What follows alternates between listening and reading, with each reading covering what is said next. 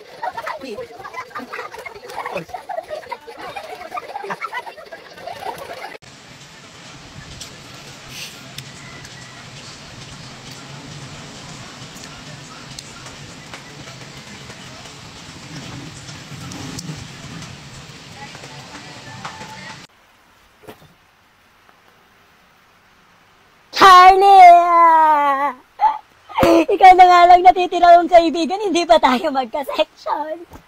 Ate, yung ka-section ko ngayon, yung mga inaway natin nung last sem. Mag-isa ako sa section namin ngayon. Alam, first day of school ba to? First day of torture, assignment, activity, reporting next week, tapos may quiz agad bukas. O, di ba nga, naniniwala ka na tayo, hindi siya maganda. Nagmaganda lang siya, pero mukha siyang kuto, punyetang yan. Siya tayo, first day pa lang, nakaka-imber na siya. Diyos ko, go, ino-notes ko yan, ipopost ko pati. Tignan nyo ha, abangan nyo yan. Hashtag, mukhang kuto. Hashtag, new classmate, hindi maganda. Magpo-post naman. Si Netch Ite, nagmamaganda, hindi naman maganda, mukhang kuto pa. Post. Tapos mention ko siya sa comment. Hindi ko naman sinasabing ikaw to, Justin. Hehehe, love you, BFF. Hindi ako takot sa'yo. Nabas nila, lakas na ng ulan, hindi pa ako nakaka-uwi. Gagabihin na naman ako netong susunduin. First day. Sumagot kayo ng tawa. Bakit parang ang bigat ng bag ko, be? Gagi! Bakit may bola dito? Bola to sa school, ah! Wait lang. Ay, God! Hala! Pagong! Ano pa to?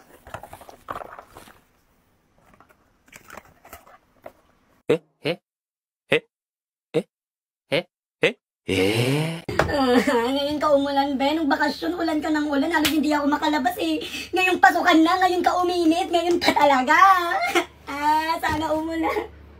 Sana umulan hanggang Friday. Hindi hanggang next month. Hindi, ano na lang, everyday. Ay ko, tingin mo naman, masakit. And after mo dyan sa paa ko, dito naman sa buhok ko, gusto ko yung rebonded na medyo curly. Basta ganun yung gusto kong outcome ng buhok ko para akong papasok bukas. Ay ko,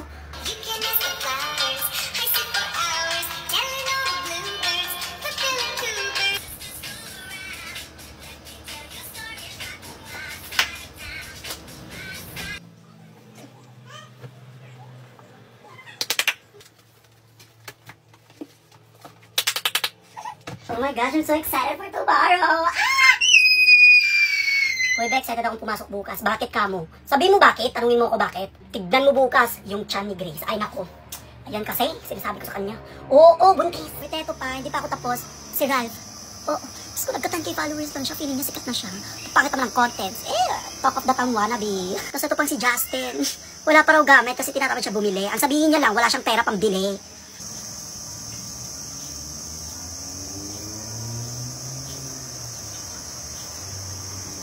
Kayang ganap bukas. Oh my gosh. Gusto ko na matulog, Bing. Maaga pa ako mamaya.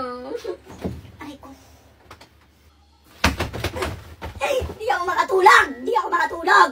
Okay, papasok na lang na walang tulog. Bise! Dati lang payak ka ang sukat!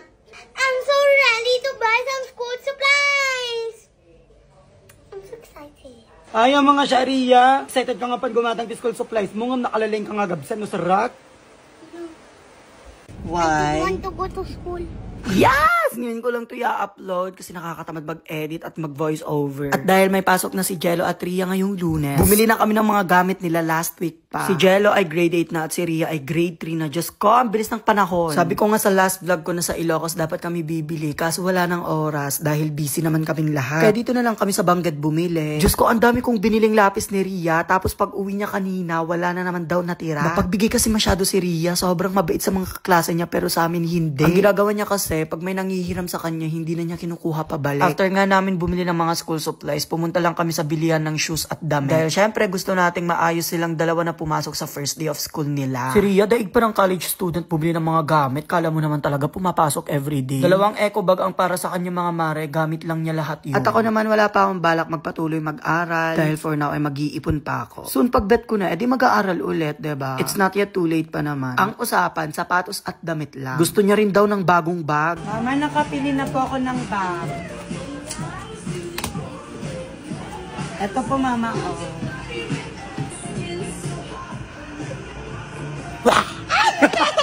Ang bata niya, pero sobrang arte na niya pumili ng mga gamit. It took us 30 minutes mga mare sa paghahanap lang ng sapatos yan ah. Ayaw niya sa pili ko kasi ang dry daw, pure white lang. Eh yung gusto niyang sapatos, may Barbie sa harap, tapos yung shoelace niya, Barbie din. Kainan time! Sa Mang Inasal lang kami nag-dinner. Sa Mang Inasal nag-dine-in, pero ang kinakain, Jollibee. McDo nyo, nasa Mang Inasal. Such a tiring day, pero hindi pa pwede magpahinga kasi dediretso pa kami sa store para samahan si mama. Sa mga taga dito lang sa amin, dito kayo pumunta mga mare, dito kayo bumili. Pwede kayo magbayad through GCash, Paymaya, lahat na bank transfer, go. Ayan, bubungad sa inyo ang pool area. Hoy, hindi yan libre, 5 pesos yan per game. O, di ba? Anong oras na pero may mga customers pa rin kami. At may tinda din kaming lutong ulam, syempre. Sa sobrang dami naming binebenta dito, malapit na maging mall tong store. O, di ba? Ang daming ulam. Pag hindi na uubos tong mga ulam, inuuwi namin at kami ang kumakain, syempre. Nagbebenta din kami ng milk tea, iced coffee, water refilling din to. O, di ba? Perfect. At dahil may resibo na akong tumulong, pakyawan time na ng mga paninda na. Hindi pa kami nakapag-restock niyan, kaya onti na lang yung natitira dyan. Siyempre, before tayo umuwi, dapat mag-grocery din tayo, pero hindi bayad to. Kasi tumulong naman tayo, di ba? So, wala kaming closing time dito kasi hanggat may customers, naka-open kami. O, di ba? Kahit inaantok na ako dyan, ilalaban pa rin. Kasi syempre, kailangan natin tulungan si mama. Maaga pa tong 1 AM na to mga mare, ha? Usually kasi naglo-close kami 3 AM, 2 AM, ganun. Sa Barbarit nakalokit tong store, so punta na rin kayo at bumili. Ayun, nagpahabol lang ako ng aso para mawala yung antok ko. Next vlog ko mga mare, next year na ulit. Nakakatamad mag-edit. Bye!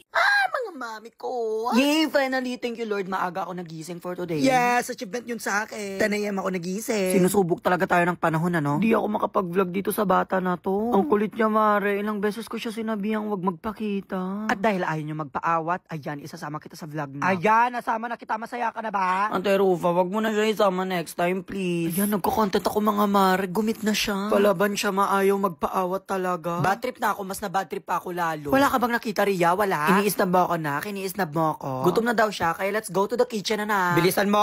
Ate, walang kuryente. Buti na lang may Wattpad, hindi ako na-board. Pagising ko talaga wala ng kuryente. Alas 7 daw kasi nag-brown out. Pero hello, bilang addict sa Wattpad, no current, no problem. Kahit ilang oras pa ako magbasa ma. Ini, pagpito ko kanya.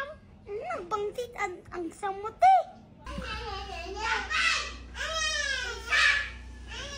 Dawa.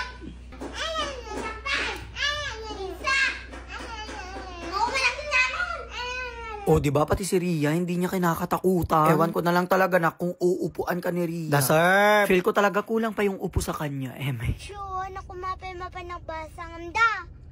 Kasi may kugay ni Brandon. Ampang. Oh, iba na classroom niya. Bye-bye. Bye. Da, naklat ka nga mapa ng basang na may naklataglasan. Actually, ayaw niya mag-transfer dahil daw kay Brandon. Ang gusto kasi namin para less hassle, same school na lang sila ng kuya niya, si Jello. Brandon na yan eh. Kuryente na pukay bat, niya oras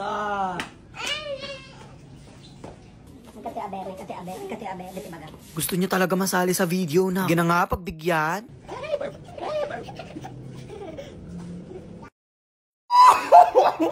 Okay lang natalo. Best outside hitter si Angel kanina. Miss Monbe. May panulak, may panulak. May pambawi. Best middle blocker DN Team Philippines! Palumata! Oh my gosh! Go! Besetter!